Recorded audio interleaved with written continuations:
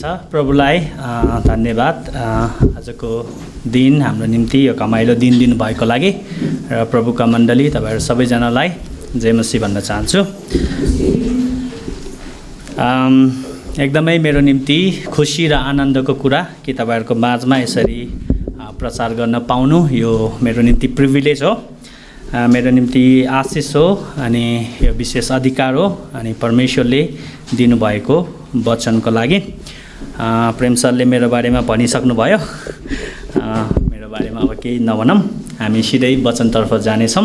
हामी सबैजनाले यो परमेश्वरको अकाट्य जीवित र त्रुटिरहित अपतनीय वचन दिनुभएको छ। हामी पावलको पत्रको रोमी 5 अध्यायलाई पल्टाउनेछौँ। रोमी 5 अध्यायको 1 देखि हामी 11 सम्म हेर्नेछौँ अनि यहाँ यति गहिरा रहस्यहरू र यति महान परमेश्वरको शक्तिको प्रदर्शन गरेर जुन लेखिएको छ यो रोमी यति महिमित पुस्तक। अनि साँच्चै नै एकदमै यो पढ्दै गर्दाखेरि एकदमै गाह्रो जस्तो अनुभव हुन्छ, तर परमेश्वरको अनुग्रहमा उहाँको शक्तिमा र पवित्र आत्माको उपस्थितिमा हामी त्यसलाई उत्खनन गर्ने, परमेश्वरको रहस्यहरूलाई उत्खनन गर्ने प्रयास गर्नेछौँ। रोमी 5 अध्याय 1 देखि 11 पदसम्म म पढिदिनेछु। परमेश्वरको अकाट्य अपतनीय वचन यस प्रकार छन्। शान्ति र आनन्द भनेर शीर्षक दिएको छ 1 पद। यसै कारण विश्वासद्वारा धर्मी ठहरिएर हाम्रा प्रभु येशू ख्रीष्टद्वारा परमेश्वरसँग हाम्रो मिलाप भएको छ।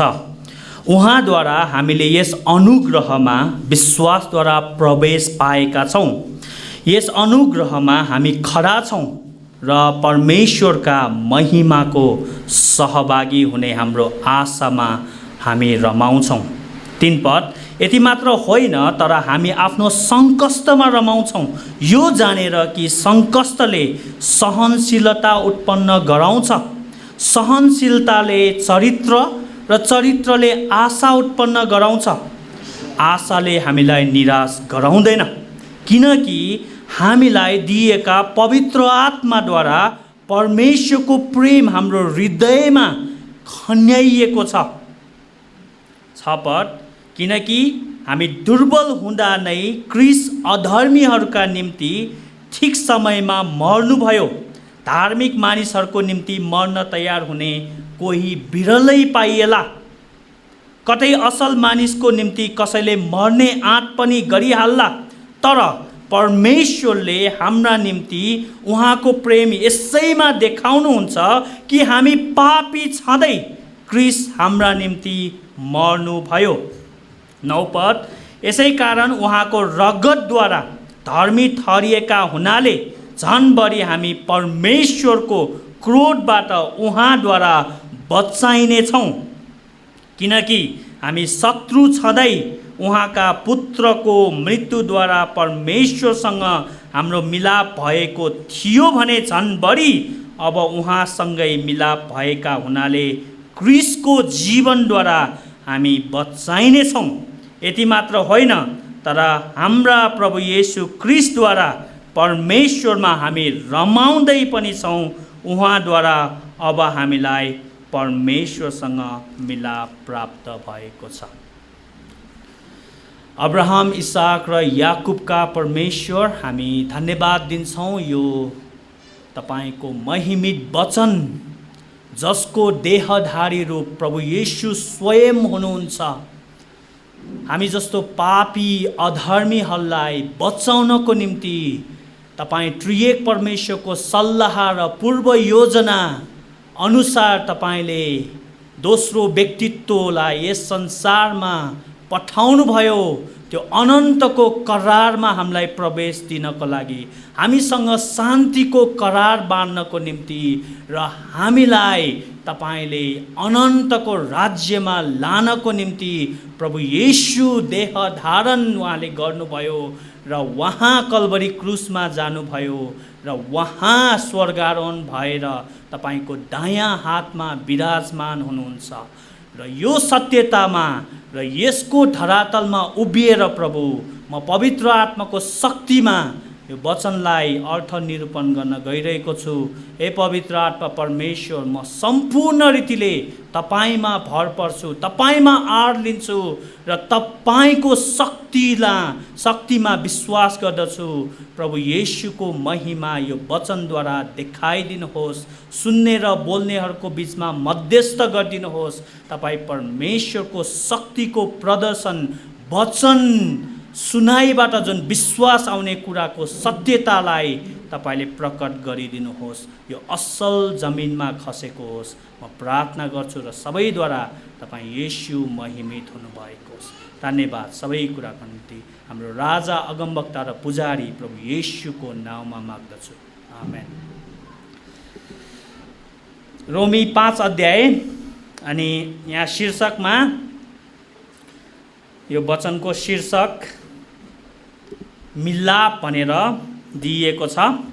अनि मिलाप परमेश्वरले आफ्नो शान्ति स्थापना गर्ने तरिका। बाइबलमा मिलाप शब्दलाई परमेश्वरले आफ्नो शान्ति स्थापना गर्ने तरिकाको रूपमा देखाइएको छ। जर्मनी देश हामीलाई थाहा छ 1981 भन्दा अगाडि दुईटा देशमा विभाजित थियो, पूर्व जर्मन र पश्चिम जर्मनी। अनि बीचमा बर्लिन वाल चाहिँ खडा गरिएको थियो। अनि त्यो बर्लिन वालले पूर्वी जर्मनी र पश्चिमी जर्मनीलाई विभाजित गरिएको थियो। अनि त्यो बर्लिन वाललाई वाल अफ शेम भन्दछ, शर्मको पर्खाल र आइरन कर्टेन अर्थात् पर्दा भन्दछ। अनि पूर्वी जर्मनी र पश्चिम जर्मनी बीच चाहिँ एकदमै द्वन्द्व थियो। त्यो द्वन्द्वले गर्दाखेरि धेरैजनाको ज्यान गएको थियो।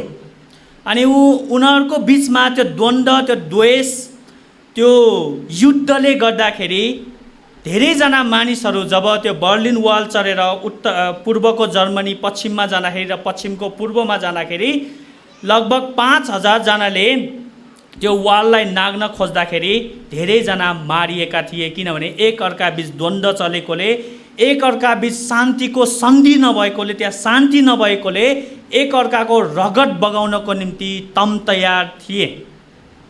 त्यो फलामको कर्टेन जुन पर्दा भन्दछ त्यहाँबाट चढेर जानु भनेको मृत्युसँग सामना गर्नु थियो। र 1989 तिर विभिन्न पोलिटिकल राजनीतिक चेन्जेसहरूले गर्दाखेरि पूर्वी जर्मनी र पश्चिम जर्मनी बीच शान्ति स्थापना भयो। त्यसपछि त्यो पर्खाल भत्काइयो र दुईटा जर्मनी आज चाहिँ एउटा जर्मन देशको रूपमा स्थापित भएको हामीले पाउँछौँ। जर्मनको रियुनिफिकेसन त्यो पर्खाल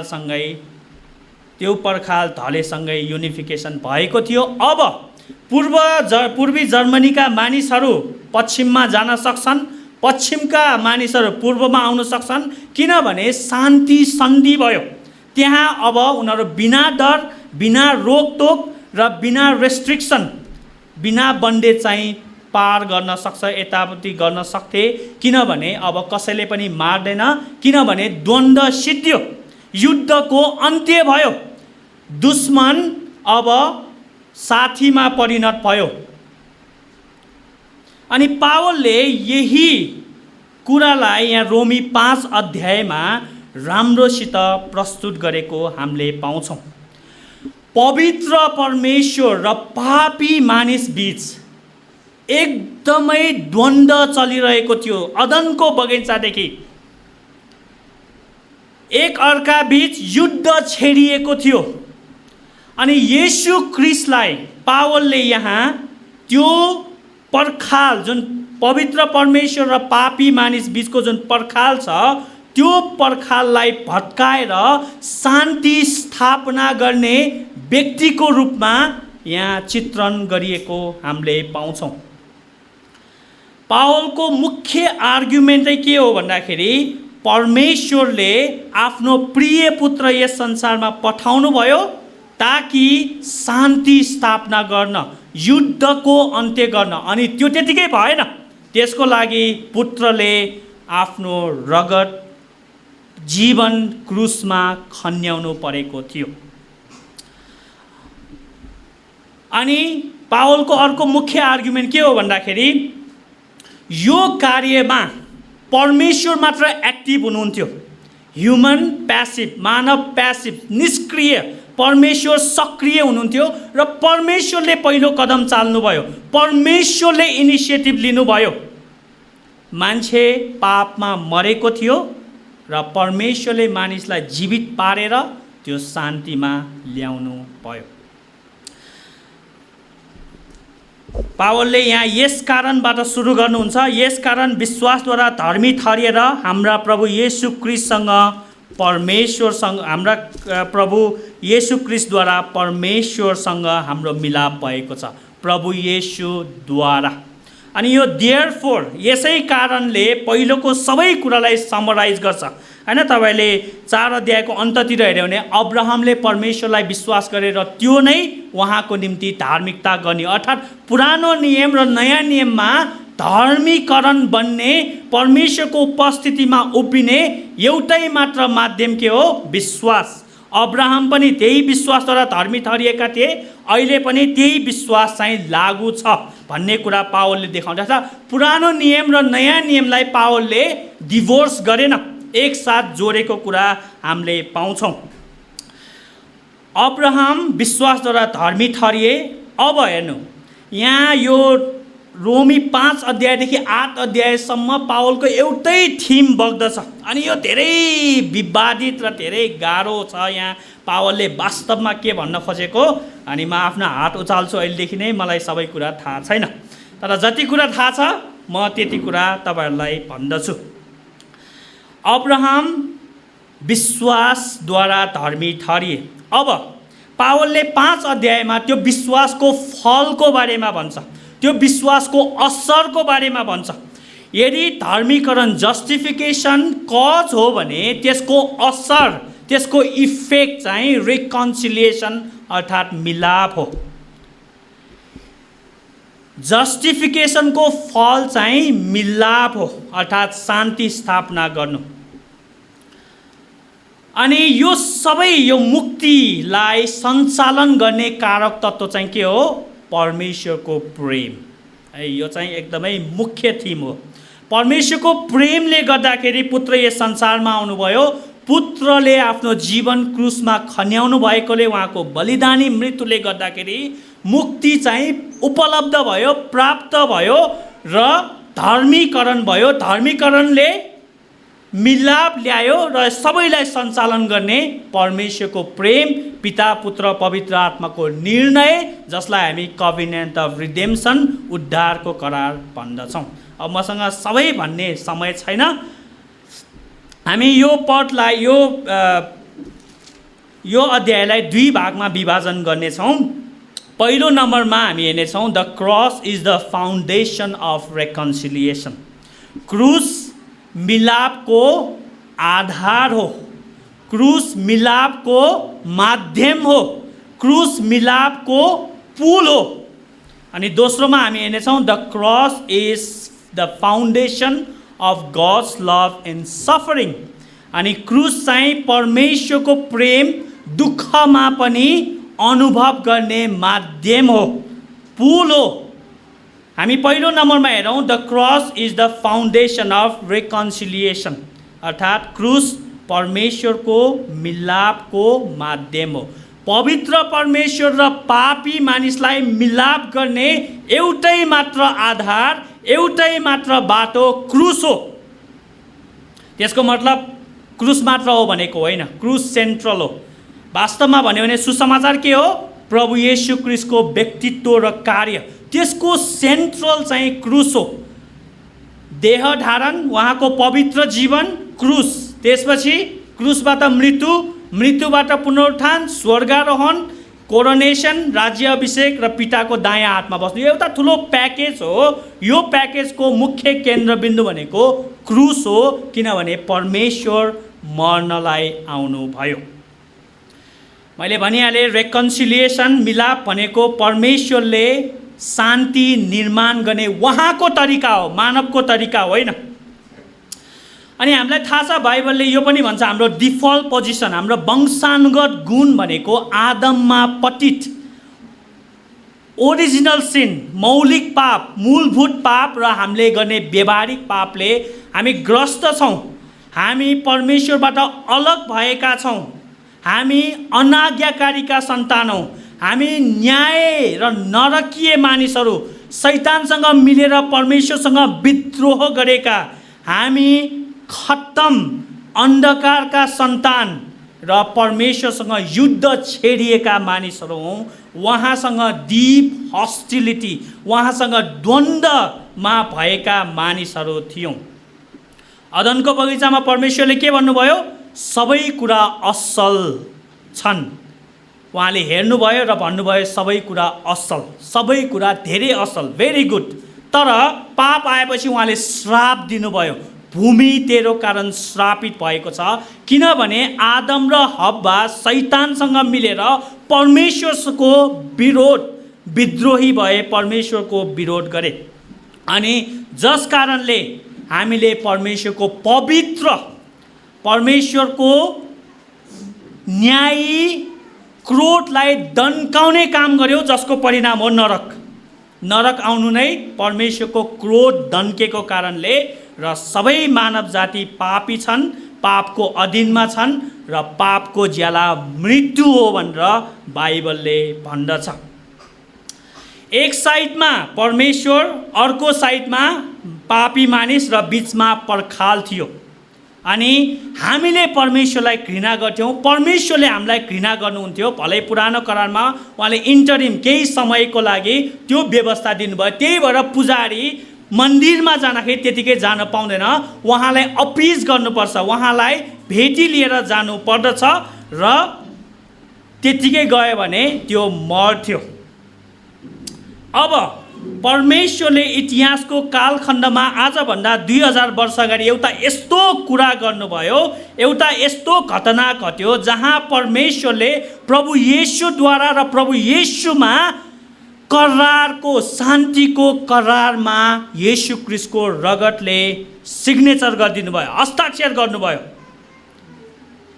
प्रभु येशूको रगतद्वारा पिता परमेश्वरले हामीसँग शान्तिको करारमा, सन्धिमा हस्ताक्षर गर्नुभयो। यही भन्नुहुन्छ पावलले। यसकारण विश्वासद्वारा धर्मी ठहरेर हाम्रा प्रभु येशू क्रिस्टद्वारा गर्ने कसको हो? पिता हुनुहुन्छ।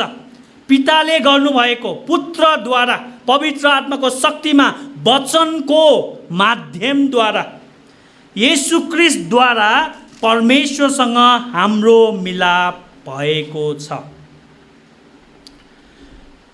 शान्ति ल्याउने कारक तत्त्व र शान्ति ल्याउने जिम्मेवारी कसको थियो? क्रुसको थियो। क्रुसमा को हुनुहुन्थ्यो? येशू क्रिस्ट हुनुहुन्थ्यो। अब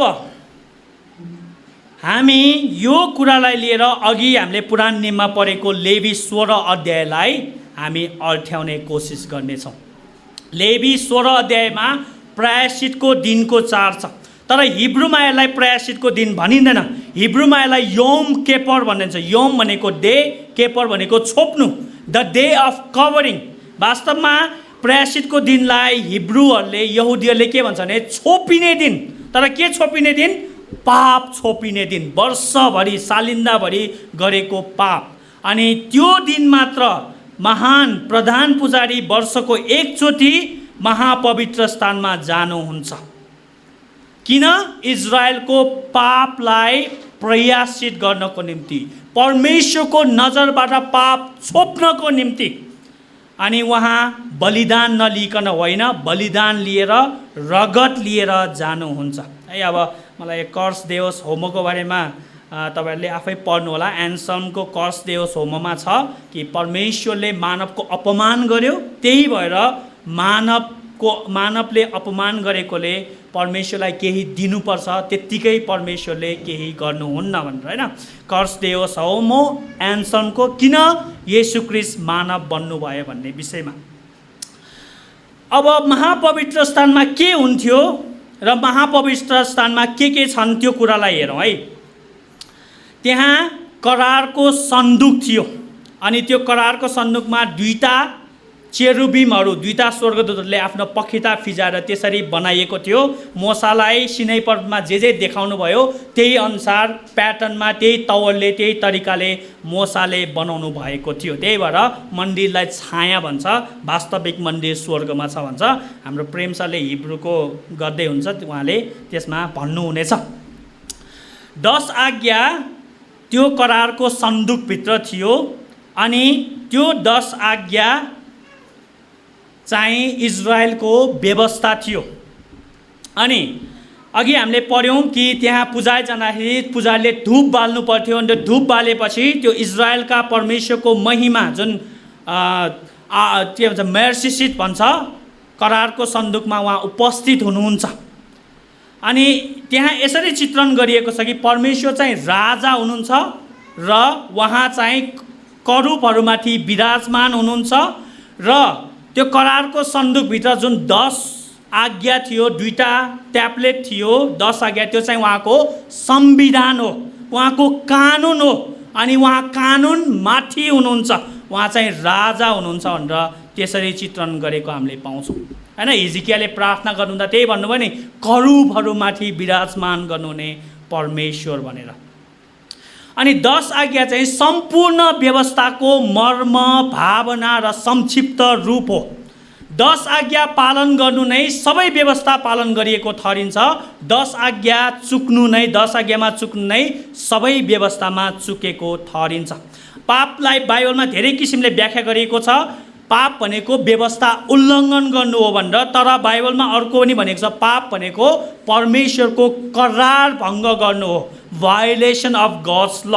किनभने सिनै पर्वतमा परमेश्वरले करार बाँध्नु भएको थियो र मानिसहरूले के भने, हामी परमेश्वरले भनेको सबै गर्छौँ भनेर जुन करार बाँध्नु भएको थियो र 10 आज्ञा दिनुभयो, त्यो 10 आज्ञा पालन गर्नु नै करार पालन गर्नु थियो। त्यो 10 आज्ञा उल्लङ्घन गर्नु नै करार भङ्ग गर्नु थियो र हामीले परमेश्वरको करार भङ्ग गऱ्यौँ, 10 आज्ञा भङ्ग गऱ्यौँ। त्यसमाथि विराजमान गर्नुहुने सार्वभौम राजा, त्यो भङ्ग गरेको कारणले उहाँको रिस दन्क्यो, उहाँको क्रोध दन्क्यो। अब सुन्दै मलाई ध्यान दिएर, त्यसपछि प्रधान पुजारी त्यहाँ गएर के गर्नुहुन्छ, परमेश्वर विराजमान हुन्छ, उहाँको करारको सन्दुक, उहाँको संविधान भङ्ग भएको छ, तोडिएको छ, गुनाह पाप गरेका छौँ र त्यो पाप गरेको कारणले अब परमेश्वरलाई रिस दन्केको कारणले प्रधान पुजारीले के गर्छ, 7 पल्ट त्यो करूबहरू र त्यो करारको सन्दुकको बीचमा 7 पल्ट रगत छर्किन्छ। त्यसले के सिम्बोलाइज गर्छ, हामीले गरेको पाप परमेश्वरको नजरबाट के भयो, छोपियो। त्यही भएर योम किपर भनेको, त्यही भएर त्यसलाई के भनेको, पाप छोपिने दिन भनेर भन्छ, द डे अफ कभरिङ। एटोनमेन्ट शब्द बाइबलीय शब्द होइन, एटोनमेन्ट भनेको एट वान मेन, यो त पछि बनाइएको शब्द हो, तर बाइबलमा यसको धेरै नोसन छ। एकै खेपमा भनेको एटोनमेन्ट भनेको द डे अफ कभरिङमा हाम्रो पापहरू परमेश्वरको नजरबाट छोपियो। अब मलाई एकदमै ध्यान दिएर सुन्नुलाई, म एकदमै रहस्यमय कुरा तपाईँहरूलाई भन्न गइरहेको छु। जब त्यो रगत छर्किन्छ तब के हुन्छ भन्दाखेरि त्यहाँ series of causes and effect हुन्छ है। त्यहाँ धेरै कारकहरू र त्यसको असरहरू हुन्छ। त्यहाँ के हुन्छ भने रगत छर्किएपछि पाप चाहिँ एक्सपिसिएट हुन्छ है, पाप चाहिँ परमेश्वरको नजरबाट छोपिन्छ। रगत छर्किनु कज हो, त्यसको असर चाहिँ एक्सपिसिएसन हुन्छ। त्यसपछि त्यो असर फेरि कजमा परिणत हुन्छ।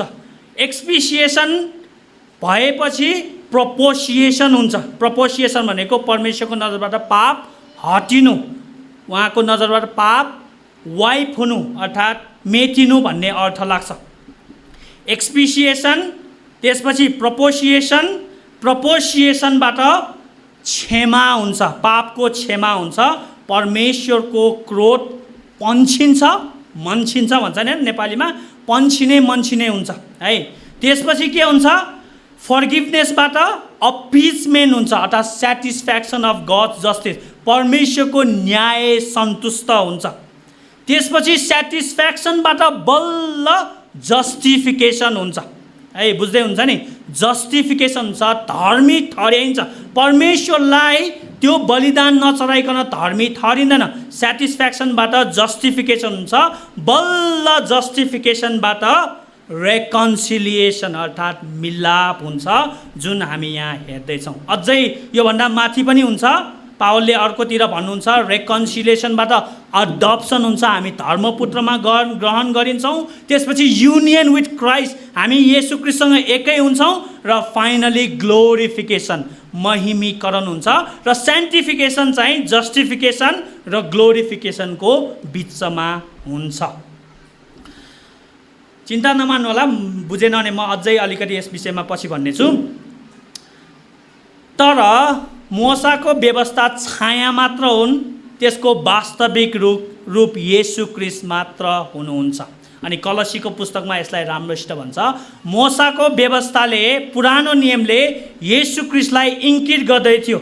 येशू ख्रीष्ट आउँदै हुनुहुन्छ है, योभन्दा अगाडि चाहिँ इन्टरिम केही समयको लागि येशू ख्रीष्ट नआउन्जेलको लागि परमेश्वरले मानिससँग मिलाप गर्नको निम्ति गरिएको व्यवस्था थियो।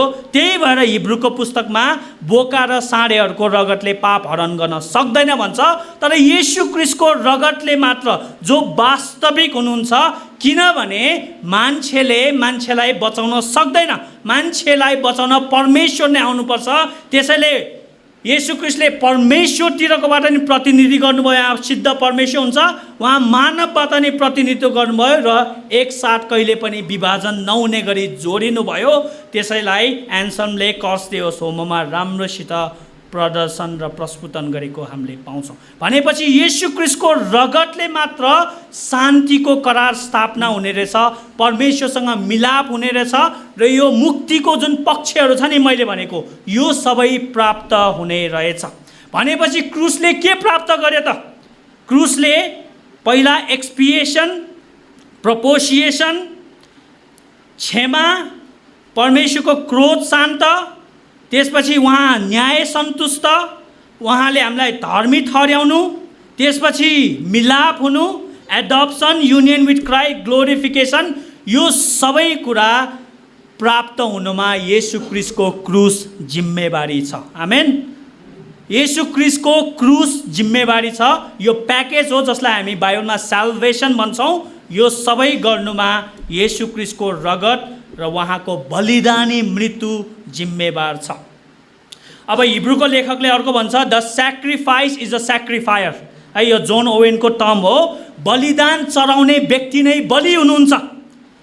अब सुन्नु है, येशू ख्रीष्टले जुन क्रुसमा उहाँ टाङ्नु हुँदाखेरि क्रुस चाहिँ परमेश्वरको वेदी थियो, जहाँ उहाँले आफ्नो रगत खन्याउनु भयो। जसरी प्रधान पुजारीले वर्षको एकचोटि खन्याउँछ नि, हो त्यही प्याटर्नमा खन्याउनु भयो। उहाँले आफ्नो जीवन, आफ्नो रगतद्वारा र आफ्नै पुजारीगिरीद्वारा उहाँले परमेश्वरको वास्तविक मन्दिरमा छर्किनु भयो। 7 पल्टले के गर्छ? पर्फेक्सन। अब सुन्नु है, जे कुरा स्वर्गमा प्राप्त भइरहेको थियो है, येशू ख्रीष्ट क्रुसमा हुँदाखेरि स्वर्गमा वास्तविक मन्दिरमा वास्तविक करूबहरूको बिचमा वास्तविक परमेश्वर, जुन मन्दिर चाहिँ छाया मात्र हो, वास्तविकतामा उहाँ जानुभयो। हिब्रूको लेखकले भन्छ त्यहाँ उहाँले आफ्नो रगत छर्किनुभयो आफ्नो पुजारीगिरीमा। तर हामीले त्यो देख्दैनौँ, देख्छौँ त? देख्दैनौँ। तर यसरी बुझ्नुपर्छ यसलाई, जे कुरा स्वर्गमा वास्तविक मन्दिरमा उपलब्ध अर्थात् उपलब्धि प्रभु येशूले गर्दै हुनुहुन्छ, त्यसको प्रोजेक्ट चाहिँ क्रुसमा भएको थियो। प्रोजेक्ट भनेको हामी प्रोजेक्टर गर्छौँ नि हैन, कम्प्युटरमा हुन्छ, तर जे कुरा छ त्यसको भित्तामा प्रोजेक्ट हुन्छ नि। स्वर्गमा भइरहेको कुरालाई उहाँले सांसारिक मन्दिरमा देखाउनु भयो। त्यही भएर मन्दिरको पर्दा 2 भाग भएर च्यातियो। बुझ्दै हुन्छ नि? मन्दिरको पर्दा 2 भाग हुनै स्वर्गमा भएको कुरालाई, स्वर्गको वास्तविक मन्दिरलाई संसारको मन्दिरमा, हेरोदको मन्दिरमा प्रदर्शन देखाइएको थियो। अब यसले के देखाउँछ? The war is over with God. परमेश्वर र मानिस बीचको जुन धेरै लामो प्राचीन युद्ध थियो नि, त्यो समाप्त भयो। अब प्रभु परमेश्वर हाम्रो दुश्मन होइन, हाम्रो साथी हुनुभयो। आमेन। है, उहाँ अब हाम्रो दुश्मन होइन, उहाँ हाम्रो साथी हुनुभयो। त्यही भएर परमेश्वरले अब्राहमलाई आफ्नो साथी बनाउनु भयो र येशू ख्रीष्टले नि यूहन्ना 15 आफ्नो चेलाहरूलाई उहाँले साथी भन्नुभयो। अब हामी दुश्मन होइन, साथी भएका छौँ। येशू ख्रीष्टको रगतले अब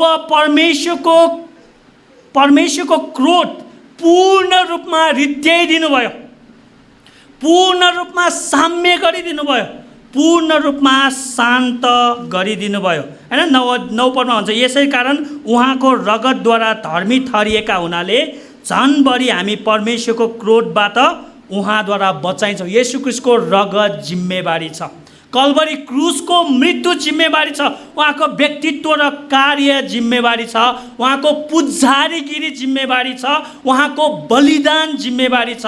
यो मिलाप प्राप्त हुनुमा, यो मिलाप कमाउनुमा प्रभु येशूले आफ्नो जीवनलाई हाम्रो निम्ति खन्याउनु भयो। र मैले अघि नै भने यो मुक्तिको फ्याक्टर के हो, यसलाई पछाडिबाट ब्याकअप केले गरिरहेको थियो? परमेश्वरको प्रेमले। परमेश्वरले संसारलाई यस्तो प्रेम गर्नुभयो, आफ्नो एकमात्र प्रिय पुत्र दिनुभयो, उहाँमाथि विश्वास गर्ने कोही नाश नहोस् तर त्यसले अनन्त जीवन पाओस् भनेर। पावलले यहाँ धेरै इन्ट्रेस्टिङ कुराहरू भन्छ। अझ यहाँ धेरै के भन्छ, पहेलीहरू भन्छन् हैन, धेरै यो अनभेलिङ गर्ने, अझ तल गहिराइमा जाने कुराहरू छन् हैन। हामीसँग समय छैन। र प्रभु येशू चाहिँ पास्कल ल्याम्प पनि हुनुहुन्छ। उहाँ चाहिँ हाम्रो निस्तारक, निस्तारचारको थुमा पनि हुनुहुन्छ, प्रायश्चितको थुमा पनि हुनुहुन्छ। अर्को इन्ट्रेस्टिङ कुरा चाहिँ के हो, उहाँ हाम्रो उजाड स्थानमा पाप बोकी लाग्ने थुमा पनि हुनुहुन्छ है। प्रायश्चितको दिनमा अघि पढ्यौँ, 2टा बोकाहरू ल्याइन्छ, चिट्ठा हालिन्छ, एउटालाई त्यहीँ मारिन्छ, एउटा चाहिँ पाप बोकेर लानको निम्ति उजाड स्थानमा लगिन्छ। उसले चाहिँ पाप बोकेर लान्छ, किनभने पाप प्रायश्चित गर्छ सबै इजरायलीहरूको पाप। यो प्रधान पुजारी चाहिँ प्रतिनिधि हो 12 कुलको हैन। प्रधान पुजारीले पाप बोकामाथि सार्छ र त्यो बोकाले निर्जन स्थानमा लगेर त्यो पापलाई बोकेर लैजान्छ। अब हेर्नु, येशू ख्रीष्ट किन यरुशलेममा नमर्नु भएको, किन गलगथामा मर्नु भएको हैन? हिब्रूमा पाउँछन् छाउनी बाहिर किन मर्नु भएको, किनभने त्यो अपवित्र ठाउँ हो, त्यहाँ चाहिँ त्यो घिनलाग्दो ठाउँ हो। येशू ख्रीष्टले हाम्रो पाप निर्जन स्थानमा बोकेर लानुभयो र त्यो जुन बोका छ उजाड स्थानमा छोड्ने, त्यसलाई सिंहहरूले खान्छ, भालुले खान्छ, ज्याजती गर्छ नि, हो त्यसको फुलफिलमेन्ट हो। येशू ख्रीष्टले लग्नुभयो, हाम्रो पाप छाउनी बाहिर लानुभयो, उहाँ त्यहाँ मर्नुभयो र उहाँलाई ज्याजती गरियो नि, हो त्यसको परिणाम। येशू ख्रीष्ट हाम्रो पाप उजाड स्थानमा लैजाने उहाँ चाहिँ थुमा हुनुहुन्छ। त्यही भएर बप्तिस्मा दिने यूहन्नाले त्यही भन्नुभएको, हेर संसारको पाप उठाइ लाने परमेश्वरको थुमा। त्यसको मेन रेफरेन्स चाहिँ त्यही उजाड स्थानमा पाप बोकेर लैजाने थुमा हुनुहुन्छ। ही अभर्टेड गॉड्स राथ, ही एम्प्टिड गॉड्स राथ। अब परमेश्वर हामीसँग पूर्ण रूपमा अनन्तसम्म शान्तिमा हुनुहुन्छ। कहिले पनि हाम्रो विरुद्धमा उहाँले तरवाल उठाउनु हुन्न।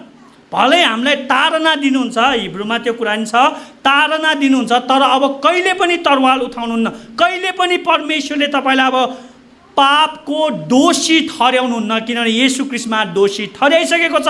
त्यही भएर रोमी 8 पावलले भन्छ, अब ख्रीष्टमा हुनेलाई दण्डको आज्ञा छैन। अनि यो सबै कुरा प्रभु येशूको व्यक्तित्व, कार्य, उहाँको पवित्र जीवनले गर्दाखेरि भएको। परमेश्वरले अब हामीलाई कहिले पनि दण्ड दिनुहुन्न। पापको परिणाम हुन्छ अभियसली, तर मुक्तिको सम्बन्धमा अब परमेश्वरले कहिले पनि आफ्नो तरवाल उठाउनुहुन्न। अब हामीलाई कहिले पनि उहाँले नरकमा पठाउनुहुन्न। मुक्ति गुम्दैन है, यसको सिधा शब्द भन्नुपर्दा मुक्ति गुम्दैन।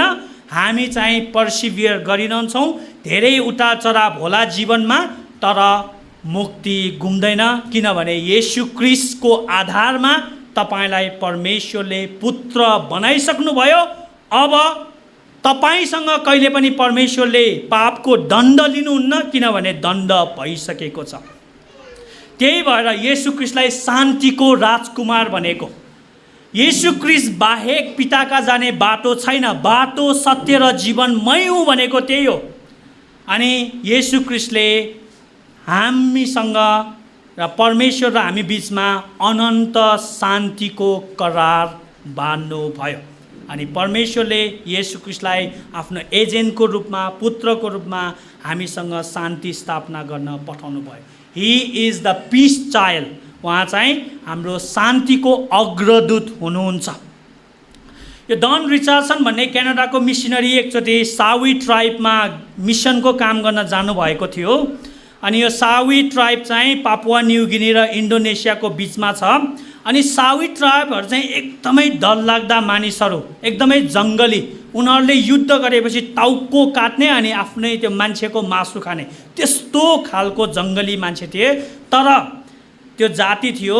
तर रिचर्डसनले त्यहाँ एकदमै राम्रोसित उनीहरूसँग सम्बन्ध बनाएर, उहाँहरूको भाषा सिकेर, उहाँहरूसँग बसेर धेरै नै सुसमाचारको काम गरे क्यानेडियन मिसनरी डन रिचर्डसन।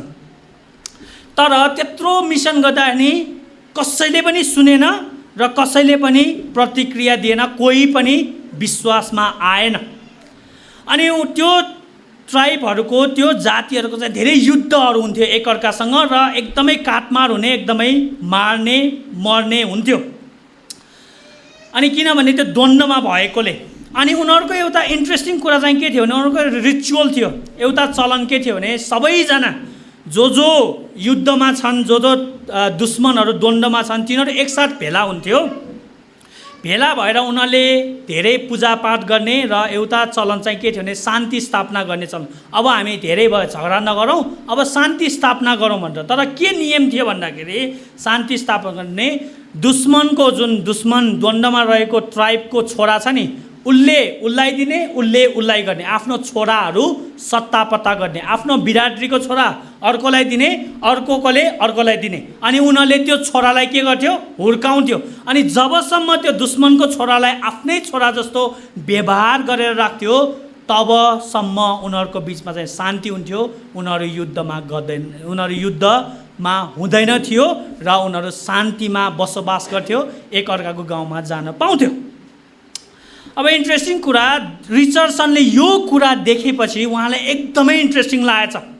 अनि उहाँले सोचेछ अब म सुसमाचार यिनीहरूकै स्वादमा पस्किन्छु, सन्दर्भीकरण गर्छु हैन। कन्टेक्सुलाइज के गर्नुभयो भने त्यो मानिसहरूलाई बोलाएर भन्नुभयो, हामी र परमेश्वर पनि त्यस्तै थियौँ, हामी युद्धमा थियौँ, द्वन्द्वमा थियौँ, तर परमेश्वरले शान्ति स्थापना गर्न येशू ख्रीष्टलाई पठाउनु भयो भनेर जब उनीहरूकै स्वादमा सुसमाचार पस्के, तब त्यो गाउँ, त्यो जाति सबैजना प्रभु येशूमा आएको कुरा हामीले पाउँछौँ है। तपाईँले यो युट्युबमा नि हेर्न सक्नुहुन्छ, किताब पनि छ द पिस चाइल्ड भनेर। अनि येशू ख्रीष्ट चाहिँ हाम्रो पिस चाइल्ड हुनुहुन्छ, परमेश्वरले जुटाउनु भएको ठुमा, जसले गर्दाखेरि परमेश्वर र हामी बिचमा शान्ति स्थापना भयो। त्यही भएर बाइबलमा प्रयासित र शान्तिलाई अन्तर सम्बन्धित गरेको हामीले पाउँछौँ। प्रयासित र शान्तिलाई एकदमै राम्रोसित अन्तर सम्बन्धित गरेको हेर्नु। यहाँ यशाया 53 5 र 6 मा यसरी लेखिएको छ,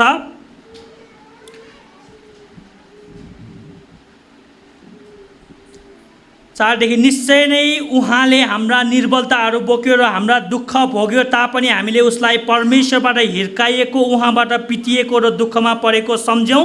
तर ऊ त हाम्रा अपराधहरूका निम्ति छेडियो, हाम्रा अधर्मको निम्ति उपेलियो। अब सुन्नु, हामीमा शान्ति ल्याउने दण्ड उसमाथि पर्यो र उसको कोर्राको चोटले हामी निको भयौँ। हामी सबै भेडा चाहिँ बरालिएका छौँ, हामी हरेक आफ्नै बाटोतिर लागेका छौँ र परमप्रभुले उसमाथि हामी सबैको अधर्म हालिदिनु भएको छ। हामीमा शान्ति ल्याउने दण्ड कसमाथि पर्यो?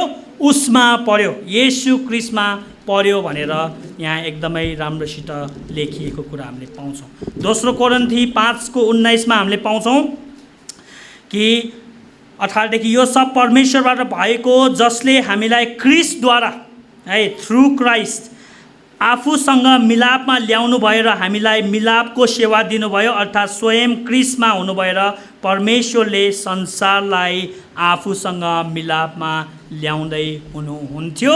तिनीहरूका अपराधको लेखा नलिएर मिलाप गराउने कामको सन्देश उहाँले हामीलाई सुम्पिदिनु भएको छ। परमेश्वर God is a subject and object of reconciliation भन्छ। उहाँ कर्ता पनि हुनुहुन्छ, कर्म पनि हुनुहुन्छ। उहाँ रिकन्सिलिएसन गर्नको लागि, मिलाप गर्नलाई पुत्र पठाउनु हुने पनि हुनुहुन्छ र आफ्नै स्वार्थ पुरा गर्न, आफ्नै निम्ति, आफूसँग मिलाप गराउनको निम्ति पनि उहाँ अब्जेक्ट पनि येशू ख्रीष्ट नै हुनुहुन्छ। है, बुझ्दै हुन्छ नि, किनभने परमेश्वरले पठाउनु भएको येशू ख्रीष्ट। त्यही भएर प्रियहरू, हाम्रो निम्ति यो लामो, यो प्राचीन परमेश्वरसँगको युद्ध द्वन्द अब सिद्धिएको छ। यो येशू ख्रीष्टद्वारा, येशू ख्रीष्टमा र येशू ख्रीष्टको कारणले भएको थियो र यसमा येशू ख्रीष्टको क्रुस जिम्मेवारी छ। यो परमेश्वरबाट हुन आएको र हाम्रो नजरमा आश्चर्यमय छ। अनि यो हुनु, अनि यो घटना हुनु, अनि परमेश्वरले यो घटनाद्वारा उहाँले विश्वास दिनुभयो। हामी त्यो विश्वासलाई ग्रहण गर्ने मानिस मात्र हौँ, हामी प्यासिभ मात्र हौँ, हामी एक्टिभ छैनौँ। हामीले प्रभुको वरदान जुन विश्वास छ त्यसलाई मात्र ग्रहण गर्छौँ। त्यही भएर यहाँ पावलले भन्छ, यसकारण विश्वासद्वारा, हेर्नु, विश्वासद्वारा धर्मी ठहरिएर हाम्रा प्रभु येशू ख्रीष्टद्वारा परमेश्वरसँग हाम्रो मिलाप भएको छ। उहाँद्वारा हामीले यस अनुग्रहमा केद्वारा, विश्वासद्वारा प्रवेश पाएका छौँ। यस अनुग्रहमा हामी खरा छौँ र परमेश्वरको महिमाको सहभागी हुने हाम्रो आशामा हामी रमाउँछौँ। यो विश्वासद्वारा हामीले प्राप्त गर्छौँ। है, अर्को इन्ट्रेस्टिङ कुरा चाहिँ पावलले एक अर्को पत्रलाई के लाउनुहुन्छ, यहाँ जति पनि चलाइएको शब्दहरू, कालहरू चाहिँ पूर्ण वर्तमान र वर्तमान काल छ। है, यहाँ जति पनि येशू ख्रीष्टको मिलाप, येशू ख्रीष्टले हामीलाई मिलाप गर्नुभएको छ भनेर छ नि, यसलाई के भनेको छ, भएको छ, अर्थात् पूर्ण वर्तमान चलाइएको हामीले पाउँछौँ। है, अब तपाईँहरू बाइबल कलेजमा जानुभएको छ अनि तपाईँहरूले बाइबललाई एकदमै राम्रोसित अध्ययन गर्न चाहनुहुन्छ भने काललाई एकदमै हेर्नुपर्छ। प्रेजेन्ट पर्फेक्ट टेन्स अर्थात् पूर्ण वर्तमान कालले के इङ्गित गर्छ भन्दाखेरि काम सिद्धिएको छ, त्यसको असर अनन्तसम्म रहन्छ। त्यही भएर येशू ख्रीष्टको मिलापको कामलाई यहाँ पूर्ण वर्तमान चलाइएको छ, हैन। उहाँद्वारा हामीले यस अनुग्रहमा विश्वासद्वारा प्रवेश पाएका छौँ। येशू ख्रीष्टले काम सिद्ध्याउनु भयो आजभन्दा 2000 वर्ष अगाडि, तर अहिलेसम्म पनि त्यो प्रभावकारी छ भनेको। है, 2000 वर्षको मानिसमा त धर्मी ठहरिएन, हामी पनि धर्मी ठहरिएका छौँ। भलै त्यो 2000 भइसक्यो, किनभने येशू ख्रीष्टले क्रुसमा के भन्नुभयो, अब सिद्धियो, तेतेस लाताई, त्यो पनि पूर्ण वर्तमान कालमा भएकोले काम सिद्धियो, त्यसको असर बाँकी छ। हामीले विश्वास गरे भने पनि हामी चाहिँ धर्मी ठहरिन्छौँ। है, त्यही भएर क्रुसले मिलापको काम गर्यो। अनि पावलले अब इन्ट्रेस्टिङ क्वेसन के सोध्नुहुन्छ भने, अब हाम्रो जिम्मेवारी के त? हामीले के गरिरहेका थियौँ जब येशू ख्रीष्ट क्रुसमा जाँदै हुनुहुन्थ्यो? उहाँ क्रुसमा मर्दाखेरि हामी के थियौँ भनेर यहाँ 6 देखि 11 सम्म भनेको हामीले पाउँछौँ। 6 पदमा, किनकि हामी दुर्बल, है, यो दुर्बललाई अनगडलिनेस भनेको छ, हामी दुर्बल हुँदा नै क्रिस्ट अधर्मीहरूका निम्ति ठिक समयमा मर्नुभयो। अब यहाँ हैन, अब यो समय धेरै छैन, पर्फेक्ट टाइमिङ, परमेश्वर सार्वभौम हुनुहुन्छ, उहाँको टाइम जहिले नि पर्फेक्ट छ। येशू ख्रीष्ट ठिक समयमा आउनुभयो, ढिलो पनि भएन, चाँडो पनि भएन। उहाँ जहिले आउनुभयो, हामीले के गरिरहेका थियौँ? हामीले आफ्नो मुक्तिको लागि केही पनि गरिरहेका थिएनौँ, बरु के गरिरहेका थियौँ? हामीले उहाँलाई घृणा गरेका थियौँ। तर त्यो अवस्थामा पनि प्रभु येशू चाहिँ हामी दुर्बल, धार्मिकता कमाउन नसक्ने मानिसहरूका निम्ति ठिक समयमा मर्नुभयो अरे। है, म यहाँ जोनाथन एडवर्डको एउटा कोट भन्न चाहन्छु। जोनाथन एडवर्डले यसरी भनेका छन्, you contribute nothing to your salvation except the sin that made it necessary. अर्थात् तपाईँले आफ्नो मुक्तिमा केही पनि योगदान गर्नुहुन्न, बस एउटा कुरा पाप हो, पाप योगदान गर्नुहुन्छ, त्यो पापले नै मुक्तिलाई नेसेसरी, आवश्यक बनाइदियो अरे।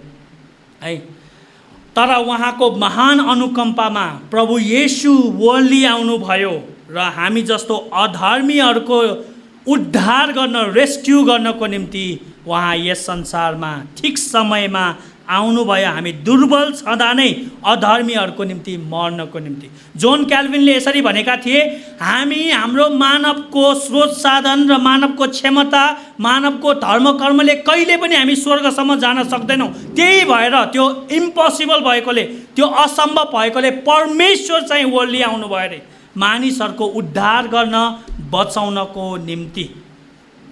परमेश्वरले हामीलाई कहिले प्रेम गर्नुभयो? जब हामीले उहाँलाई धेरै घृणा गरेका थियौँ, जब हामी पापको अन्धकारमा जकडिरहेका थियौँ, जब हामी अन्धकारका सन्तान थियौँ, हरेक दिनको पापले परमेश्वरको क्रोध थुपारिरहेका थियौँ, जब हामी विनाशका सन्तान थियौँ, अनाज्ञाकारिताका सन्तान थियौँ, यस संसारको शासकले हाम्रो हृदयमा घुम्टो हालेको थियो, नरकतिर गइरहेका छौँ, परमेश्वरतर्फ हामीले आफ्नो पिठी फर्काएका थियौँ, त्यो बेला येशू ख्रीष्ट चाहिँ मर्नुभयो है। यहाँ पावलको आर्गुमेन्ट के छ भने, तर्क के छ भने, राम्रो मानिसको निम्ति मर्ने धेरै हुन्छन्, राम्रो कारणको निम्ति मर्ने धेरै हुन्छ, युगान्तकारी परिवर्तनको निम्ति मर्ने धेरै हुन्छन्। शहीदहरू राम्रो कुराको लागि मरेका थिए, त्यही भएर हामी शहीद दिवस मनाउँछौँ, देशमा प्रजातन्त्र ल्याउन, राम्रो कुराको ल्याउन। तर सुसमाचार त्यस्तो होइन, येशू ख्रीष्ट शहीद होइन। सुसमाचार र्याडिकली डिफ्रेन्ट छ, किनभने येशू ख्रीष्ट अधर्मीहरूको निम्ति, हामी पापी छँदा नै उहाँ मर्नुभयो। त्यही कुरालाई यहाँ पावलले एकदमै राम्रोसित भनेको कुरा हामीले पाउँछौँ। यो चाहिँ विशिष्ट छ, यो चाहिँ एक्स्ट्राअर्डिनरी छ, यो चाहिँ एकदमै स्पेसल छ, किनभने परमेश्वरले आफ्नो प्रेम यसैमा प्रकट गर्नुभयो कि 8 पदमा, तर परमेश्वरले हाम्रा निम्ति उहाँको प्रेम यसैमा देखाउनुहुन्छ कि हामी पापी छँदा नै ख्रीष्ट हाम्रो निम्ति मर्नुभयो। हेर्नु, हामी पापी छँदा नै, हामीले केही प्रयास गरेका थिएनौँ, हामी मरिरहेका थियौँ, त्यो बेला नै परमेश्वरको प्रेम एकदमै राम्रोसित झल्किएको देखिएको। यो डेमोन्स्ट्रेसन यो प्रभुले देखाउनु भयो भनेर ग्रिकमा हेर्नु एकदमै इन्ट्रेस्टिङ छ। यो प्लेकेट हो। तपाईँहरूको बारेमा मलाई थाहा छैन, अघि प्रेम सरले नि मेरो बारेमा धेरै थोरै भन्नुभयो। म प्रभु येशूले यो पद जुन भन्नुभयो यसको जिउँदो साक्षी हो। जब परमेश्वरलाई मैले अति घृणा गरेँ, त्यति बेला नै परमेश्वरले मलाई धेरै प्रेम गर्नुभयो। जब मैले उहाँको मण्डलीलाई, उहाँलाई घृणा गरेँ, यो धर्मलाई गाई खाने धर्म होइन, माता लक्ष्मीलाई खाने धर्म, त्यसपछि विदेशी संस्कृतिको प्रभाव, विदेशबाट पैसा ओइराएर हाम्रो संस्कृति बिगार्ने, हाम्रो होइन सम्बन्धहरू बिगार्ने भन्नु, जब मैले उहाँलाई घृणा गरेँ, एकदमै उहाँलाई द्वेष र दुश्मनी र बैरभाव राखेँ, त्यो बेला मैले परमेश्वरको प्रेमलाई एकदमै नजिकबाट निहालेँ। त्यो प्रेम फेरि कस्तो हो? सीमा रहित प्रेम हो। त्यो प्रेम अनकन्डिसनल, सर्ट रहित हो। म एकदमै एक्सट्रिम रूपमा पापी र उहाँको प्रेम चाहिँ एक्सट्रिम रूपमा, होइन, यो एकदमै यहाँ पावलले तुलना गरेको छ, एक्सट्रिम एकदमै पापी र एकदमै एक्सट्रिम रूपमा प्रेम गर्नुभएको। उहाँले मलाई क्षमा मात्र गर्नुभएको पनि होइन, ग्याङ्स्टर हुँदाखेरि 2 चोटि जेल जाँदाखेरि होइन, धेरै क्रिस्चियनहरूलाई मैले सतावट सुसमाचार सुनाउने आउनेहरूलाई मैले होइन पिट्न खोज्थेँ, मलाई मनै पर्दैन थियो। एकदमै एक्सट्रिममा हुँदाखेरि उहाँले नि एक्सट्रिम प्रेम गर्नुभयो है। उहाँको प्रेमको लेभल के हो? उहाँले यति प्रेम गर्नुभयो कि उहाँले आफ्नो पुत्रलाई, निजी पुत्रलाई बाँकी राख्नु भएन। येशू ख्रीष्ट यति हदसम्म जानुभयो कि उहाँले त्यो प्रेमको सबै सीमालाई नागेर उहाँले आफ्नो प्राण दिनुभयो। अनि यही कुरालाई यहाँ पावलले भन्नुभएको हामीले पाउँछौँ कि उहाँ अधर्मीहरूको निम्ति धर्मी येशू ख्रीष्ट मर्नुभयो। परमेश्वरले जसले कहिले पाप चिनेको थिएन उसलाई नै पाप बनाउनु भयो ताकि हामी परमेश्वरको निम्ति धर्मी हुन सकोस् भनेर। त्यो बेला मैले अनुभव गरेँ कि साँच्चै नै येशू ख्रीष्टले प्रेमको साथो, खराबीको साथो खराबी होइन तर भलाइ गर्नुहुन्छ। त्यो कुराले म कन्भर्ट भएको हो हैन। जब मैले देखेँ सुसमाचारको पुस्तकमा कि यस्तो पनि परमेश्वर हुन्छ जसले मैले शत्रुलाई प्रेम गर भन्ने परमेश्वर हैन, खराबीको साथो खराबी होइन तर खराबीको साथो भलाइ। अनि हामीले त्यो क्रुसमा देख्छौँ, मैले खराबी गरेँ, परमेश्वरले प्रेम गर्नुभयो, खराबीको उहाँले सातो फेर्नु भएन। अनि यो चाहिँ एकदमै मिठो प्रेम थियो। अनि यो सुसमाचार चाहिँ मेरो निम्ति अनि तपाईको निम्ति हो। त्यही भएर यो एकदमै र्याडिकली डिफ्रेन्ट छ। प्रियहरू, हामी यो परमेश्वरको प्रेमबाट हामी एकदमै मुभ भएका छौँ कि छैनौँ? हामी परमेश्वरको यो प्रेमको कारणले हामी कति ऋणी छौँ उहाँमा। यो प्रेमको सुरुवात अनन्तदेखि भएको थियो, जुन हामी क्रिस्चियन भएपछि बल्ल महसुस गऱ्यौँ। यिर्मयालाई त्यही भन्नुभयो उहाँले कि तेरो आमाको गर्भमा आउनुभन्दा अगाडि नै मैले तँलाई छानेको थिएँ। र एफएसीमा पाउनुहुन्छ संसारको उत्पत्तिभन्दा अगाडि नै हामीलाई धर्मपुत्र र धर्मपुत्र बनाउनको निम्ति उहाँले हामीलाई अलग गर्ने, सेट अपार्ट, हामीलाई पवित्र गर्नुभएको थियो। है, यदि तपाईँ नयाँ हुनुहुन्छ, यदि तपाईँले अझैसम्म विश्वासलाई तपाईँले प्रोफेस गर्नुभएको छैन, विश्वासलाई तपाईँले ग्रहण गर्नुभएको छैन भने आउनुहोस्। येशू क्रिस्टको प्रेम तपाईँको निम्ति उपलब्ध छ। त्यो मिलापमा ल्याउने प्रेम र तपाईँलाई शान्ति दिने प्रेम र तपाईँलाई त्यो अनुग्रह गर्ने प्रेम अनि तपाईँको निम्ति उपलब्ध छ। तपाईँ जस्तो सुकै होस्, जहाँसुकैबाट आउनुहोस्, जेसुकै होस्, मतलब छैन, प्रभुको प्रेम तपाईँहरू सबैलाई एकदमै उपलब्ध छ। अब म एकदमै यो दोस्रो पोइन्टलाई म एकदमै छोटकरीमा भन्न चाहन्छु। The cross is the foundation of gods love and suffering. परमेश्वरको क्रुस चाहिँ परमेश्वरको प्रेम, दुःखमा पनि हामीले परमेश्वरको प्रेम अनुभव गर्ने माध्यम हो। अब इन्ट्रेस्टिङ कुरा, महिमा र दुःख चाहिँ क्रिस्चियन जीवनमा सँगसँगै जान्छन्। अनि यहाँ हेर्नुहोस् त, पावलले यहाँ यो अध्यायमा पहिला मिलापको कुरा भन्नुभयो, दोस्रो पनि मिलापको कुरा भन्नुभयो, लास्टमा पनि, पहिला पनि, बिचमा चाहिँ स्यान्डविच गरेको छ। है, स्यान्डविच भनेको बिचमा राखिएको छ यो सफरिङलाई। यसको पनि रहस्य छ, यसको पनि कारण छ। हामी यहाँ पावलले भन्नुहुन्छ हामी यसकारण विश्वासद्वारा धर्मी ठहरेर हाम्रा प्रभु येशू क्रिस्टद्वारा परमेश्वरसँग हाम्रो मिलाप भएको छ। हैन, मिलाप भएको छ। उहाँद्वारा हामीले यस अनुग्रहमा विश्वासद्वारा प्रवेश पाएका छौँ। यस अनुग्रहमा हामी खरा छौँ र परमेश्वरको महिमाको सहभागी हुने हाम्रो आशामा हामी रमाउँछौँ। हेर्नु, महिमाको सहभागी हुने। अब पावलले यहाँ भन्नुहुन्छ यति मात्र होइन, तर हामी आफ्नो सङ्कष्टमा पनि रमाउँछौँ। यो जानेर सङ्कष्टले सहनशीलता उत्पन्न गराउँछ, सहनशीलताले चरित्र र चरित्रले आशा उत्पन्न गराउँछ। आशाले हामीलाई निराश गराउँदैन, किनकि हामीलाई दिएका पवित्र आत्माद्वारा परमेश्वरको प्रेम हाम्रो हृदयमा खन्याइएको छ। हामी आफ्नो सङ्कष्टमा पनि रमाउँछौँ रे। अब के कनेक्सन भयो त? है, यो सङ्कष्ट र परमेश्वरको महिमामा के कनेक्सन छ भन्दाखेरि, सङ्कष्ट र महिमा एउटै सिक्काका दुई पाटाहरू हुन्, एउटै रथका दुई पाङ्ग्राहरू हुन्। क्रिस्चियन जीवनमा सङ्कष्ट र महिमा सँगसँगै अगाडि बढ्दछ। त्यही भएर पावलले यहाँ हाम्रो सङ्कष्टमा निराश नहुनु, सङ्कष्टलाई पूर्ण रूपमा काम गर्न देऊ र त्यसले लास्टमा के ल्याउँछ? अन्तिममा त्यसको फ्रुट के हो? आशा हो। है, यहाँ हेर्नु त एकदमै इन्ट्रेस्टिङ छ यहाँ, हैन? यहाँ पावलले अगाडि पनि आशा भनेको छ, परमेश्वरको महिमाको सहभागी हुने आशा।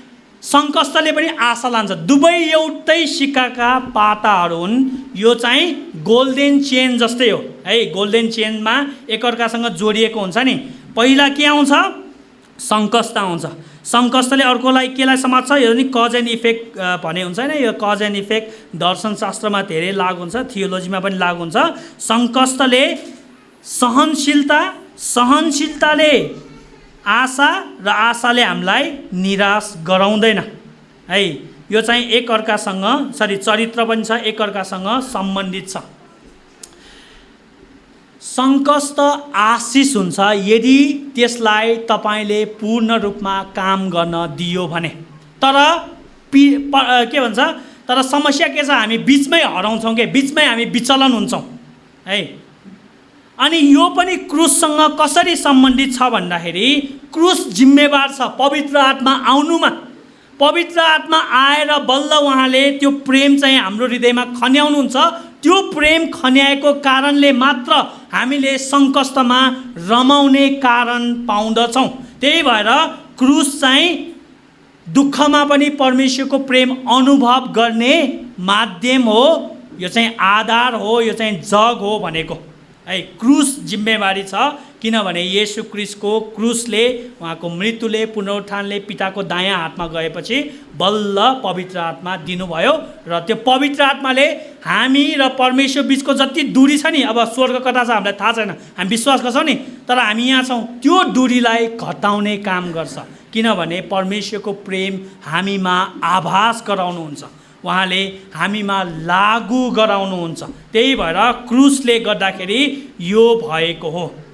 तर त्यसको मतलब अब हामी जानाजानी सङ्कष्टमा जाने होइन हैन। पहिलाको मण्डली इतिहासमा होइन, जानाजानी शहीद बन्न खोज्ने सन्तहरू, तर स्तोइकहरू जस्तो पनि होइन। स्तोइकहरूले के भन्छ, दुःख आएको छ, म केही गर्न सक्दिनँ, यो दुःख भानु छैन, त्यही भएर जस्तो चल्छ चल्छ भनेर। त्यसरी पनि हामी सोच्ने होइन है। स्टोइकहरूले यसरी भन्छ, since there is nothing I can do it about, there is no sense in getting upset about it. तर पावलले यहाँ के भन्दै हुन्छ भने परमेश्वर सार्वभौम हुनुहुन्छ अनि हामीले जीवनमा भोग्ने यो आत्मिक तीर्थयात्रामा भोग्ने दुःख कष्ट समस्या मृत्यु आफ्नो परिवारजनहरूको मृत्यु पेन्डेमिक हैन जति पनि क्राइसिसहरू जति पनि दुःख कष्ट सङ्कष्ट चाहे त्यो फाइनान्सियल होस् हैन चाहे जेसुकै होस् यो चाहिँ हामीले सहन सक्छौँ रे किनभने यसले हामीलाई आशामा ल्याउँछ र हामीलाई यो पनि विश्वास छ परमेश्वरले जति पनि प्रतिज्ञा गर्नुभएको छ उहाँले आफ्नो प्रतिज्ञा पूरा गर्नुहुन्छ उहाँले रिडिम गर्नुहुन्छ हामीले अनुभव गरेको सबै पेनलाई उहाँले रिडिम गर्नुहुन्छ भनेर यो पढ्दै गर्दा ठ्याक्कै हामीलाई कसको याद आउँछ अयुब चाहिँ एकदमै उदाहरण हुन् सङ्कष्टमा धैर्य गर्ने चरित्र निर्माण गर्नेमा र आशा ल्याउनेमा मानव जातिमा धेरै हदसम्म अयुब चाहिँ अगाडि बढेका थिए तर हामीले अयुबमा नि प्रब्लम देख्छौँ अयुबले चाहिँ धैर्य धारण गरिराख्न सकेन त्यस्तो सङ्कष्टमा त्यही भएर अयुबलाई चाहिँ येशू क्रिस्टको प्रोटोटाइप भन्छ येशू क्रिस्ट जस्तै है अयुब डीप डाउन जान सकेन तर हामीले येशू क्रिस्टलाई देख्छौँ जो यो चारैवटा गोल्डन चेनमा उहाँ पास हुनुभयो है उहाँमा यति सङ्कष्ट आयो क्रुसको दर्दनाक यातना यति आयो तर पनि उहाँले सहनशीलता कायम गर्नुभयो अनि सहनशीलतालाई काम गर्न दिनुभयो त्यसपछि चरित्र निर्माण भयो किनभने उहाँले क्रुसमा सरापेन धेरैजनाले सरापेर गएका थिए किल्ला ठोक्नेहरूलाई नि उहाँले क्षमा नै गर्नुभयो उहाँले सातो फेर्नु भएन सहनशीलता चरित्र र चरित्रले के गर्यो उहाँले आशा उत्पन्न गरायो पुनरुत्थानको आशा स्वर्गारोहणको आशा दियो है त्यसरी चाहिँ येशू क्रिस्ट अयुब भन्दा पनि एकदमै मुनि मानवको प्रतिनिधि गरेर उहाँ एकदमै मुनि जानुभयो र उहाँले देखाइदिनु भयो सम्भव छ भनेर त्यही भएर इन्ट्रेस्टिङ कुरा के हो भने पावलले सङ्कष्टमा पनि क्राइस्ट सेन्टर क्रुस केन्द्रित बनाएको कुरा हामीले यहाँ एकदमै पाउँछौँ र पावलले यहाँ भन्दै हुनुहुन्छ कि सङ्कष्टमा महिमामा मात्र होइन सङ्कष्टमा पनि प्रभु येशूको अनुकरण गर किनभने हेर तिम्रो अग्रदूत प्रभु येशू उहाँ यसरी अगाडि बढ्नुभयो उहाँले सङ्कष्टलाई झेल्नुभयो र उहाँ क्रुसमा विजय हुनुभयो त्यही भएर अब विश्वासी जीवनमा हामीले यो कल्टिभेट गर्न सक्छौँ येशू क्रिस्टको उदाहरणलाई हामीले लिन सक्छौँ त्यही भएर प्रियहरू म तपाईँहरूलाई यही उत्साह दिन चाहन्छु आजकल एकदमै प्रस्पेरिटी गस्पल प्रिचरहरू होइन म प्रेम सरको वचन सुन्छु उहाँले धेरै भन्नुहुन्छ यहाँ पनि लागु हुन्छ प्रस्पेरिटी गस्पलले के गर्छ महिमा र सङ्कष्टलाई डिभोर्स गर्ने काम गर्छ है महिमा मात्र परमेश्वरको सङ्कष्ट चाहिँ के हो त्यो चाहिँ परमेश्वरको श्राप हो त्यो आशिष हो भनेर भन्दैन हेर्नुहोस् प्रस्पेरिटी गस्पलले सुसमाचारलाई दुरुपयोग गरिरहेको छ अहिले हाम्रो नेपाली मण्डलीहरूमा मोटिभेसनल स्पिकरहरूले सुसमाचारमाथि प्रहार गरिरहेको छ अनि यदि तपाईँ विश्वासी हो भने तपाईँलाई आशिष आउँछ समृद्धि आउँछ दुःख आयो भने तपाईँको पापले गर्दाखेरि तपाईँको रोग आयो भने पापले गर्दाखेरि यो चाहिँ तपाईँले परमेश्वरलाई प्रसन्न पार्न नसकेकोले प्रार्थनामा कमजोर भएकोले त्यस्तो भनेर भनिदिन्छ है। महान विद्वान मार्टिन लुथरले के भनेका थिए भने जबसम्म म सङ्कष्टमा परेन, दुःखमा परेन, मैले भजनको पुस्तकलाई कहिले बुझेन अरे। हेर्नुहोस् कति आशिष छ सङ्कष्टमा दुःखमा पनि, जसले गर्दा बाइबल बुझ्नमा तपाईँलाई धेरै नै सहायता मिल्छ। र यो समृद्धिको सुसमाचार, मोटिभेसनल स्पिकर र अरू झुटो शिक्षाहरूले यो सङ्कष्टलाई परमेश्वरको श्रापको दर्जामा राखिदिएकोले सुसमाचारलाई दुरुपयोग गरेको छ। त्यही भएर हामीलाई प्रेम सर जस्तो मान्छे चाहिन्छ।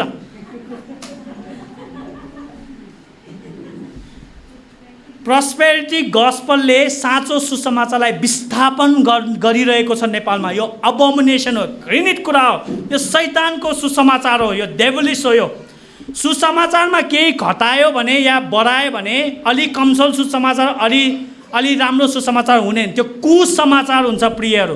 त्यही भएर हामीले यो कुरालाई एकदमै राम्रोसित विचार गर्नुपर्छ हैन। क्याल्भिनले भनेका छन् a dog barks when its master is attack, I would be a coward if I saw that God's truth is attack and yet would remain silent. यदि कसैको कुकुरले मालिकलाई अट्याक गर्दा कुकुर भुक्छ भने परमेश्वरको सत्यतालाई यस्तो दुरुपयोग गर्दा, यस्तो प्रहार गर्दाखेरि म चुप लाएर बसेँ भने म वफादार कुकुर हुँदैन रे हैन। कुकुर भनेपछि वेस्टर्न वर्ल्डमा एकदमै राम्रो कुरा हो, नेपालको नेगेटिभ सेन्समा भनेको होइन।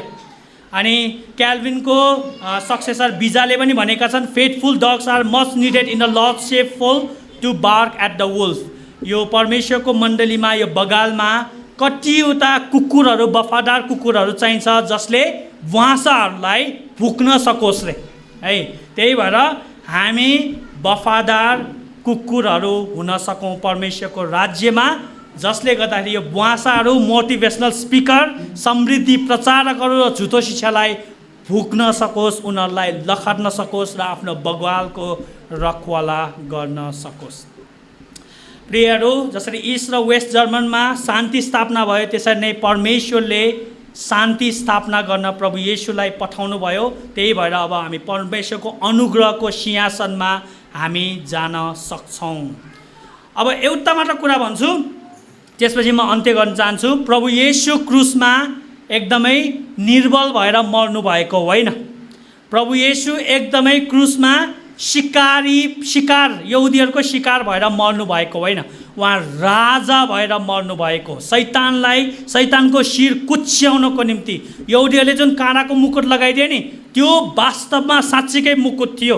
भलै त्यो जोहानाइन आइरोनी भन्छ, यूहन्नाको व्यङ्ग्य भन्छ, तर जुन भवनलाई उनीहरूले रद्द गर्न खोजे त्यो नै कुनै ढुङ्गा बन्यो, त्यसको शिर ढुङ्गा बन्यो भनेको त्यहाँ आएर पुरा हुन्छ। भनेपछि येशू ख्रीष्ट राजा भएर मिलापको काम गर्नुभयो, उहाँले मिलापको कार्य समाप्त गर्नुभयो। अब उहाँले राजा भएर अब राजदूतहरू खटाउनु भयो यो मिलापको सन्देशलाई संसारको जातिहरूमा पुर्याउनको निम्ति। अनि यो कुरा यहाँ पावलले दोस्रो कोरिन्थी 5:18 भन्नुहुन्छ। यहाँ सुन्नु, यसकारण कोही 18मा यो सब परमेश्वरबाट भएको हो जसले हामीलाई ख्रीष्टद्वारा आफूसँग मिलापमा ल्याउनु भयो र हामीलाई मिलापको के दिनुभयो? सेवा दिनुभयो। तपाईँ क्रिस्चियन हो, विश्वासी हो भने तपाईँ येशू ख्रीष्टको राजदूत हुनुहुन्छ। 19 पदमा अर्थात् स्वयं ख्रीष्टमा हुनु भएर परमेश्वरले संसारलाई आफूसँग मिलापमा ल्याउँदै हुनुहुन्थ्यो। तिनीहरूका अपराधको लेखा नलिएर मिलाप गराउने कामको सन्देश उहाँले हामीलाई सुम्पिदिनु भएको छ।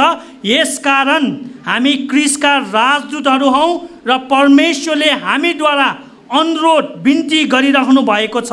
ख्रीष्टकै पक्षमा हामी तिमीहरूलाई बिन्ती गर्छौँ कि तिमीहरू परमेश्वरसँग मिलापमा आओ, किनकि हामी उहाँमा परमेश्वरको धार्मिकता बन्न सकौँ भनेर पाप नचिन्नु हुनेलाई परमेश्वरले हाम्रा खातिर पाप बनाउनु भयो। हामी राजाका राजदूतहरू हौँ र म पनि एउटा राजदूत भएकोले तपाईँहरू यदि येशू ख्रीष्टलाई तपाईँले विश्वास गर्नुभएको छैन भने म तपाईँलाई बिन्ती गर्न चाहन्छु, आग्रह गर्न चाहन्छु र तपाईँलाई भन्न चाहन्छु, राजाको सन्देश आउनुहोस्, परमेश्वरसँग मिलापमा आउनुहोस्। अहिले हामी यो संसारबाट बिदा हुनुभन्दा अगाडि नै मिलापमा आउँ। यदि हामी मिलापमा आएनौँ भने साँच्चै नै हामी चाहिँ अनन्त मृत्युमा जानेछौँ भनेर बाइबलले भन्छ र येशू ख्रीष्टसँग मिलापमा आयो भने हामी अनन्त जीवनमा जानेछौँ।